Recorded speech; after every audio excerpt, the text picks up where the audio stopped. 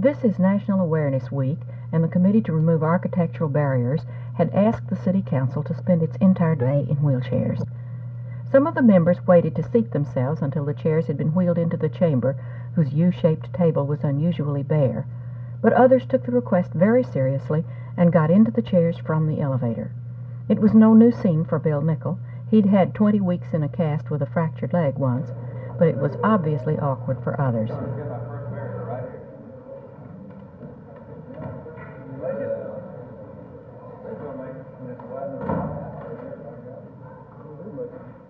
The committee had their reasons for making the request, and publicity was the least of those reasons. Willis Turner explained. What we're trying to do is make the public more aware of the obstacles that the mobility impaired face daily.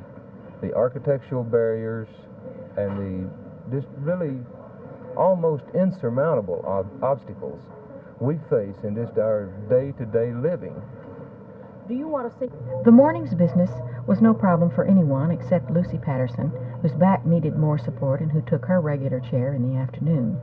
But some of the lightheartedness went out of the project as the council members, staying doggedly in the chairs during lunch, found out what their less mobile fellow citizens face in daily life.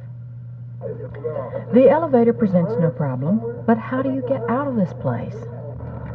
Fortunately, the Main Street entrance to City Hall is on grade. Swinging doors are difficult, revolving ones impossible for the beginner in the wheelchair.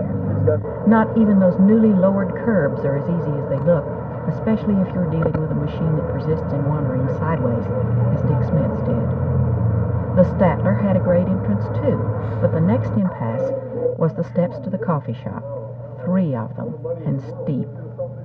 Bill Nickel was ready to opt for a candy bar at the newsstand when the hostess volunteered the lobby entrance to the kitchen and some help, and 4 councilmen made their way to lunch through the pots and pans. The committee had volunteers to help the council members, and they did, but not too much.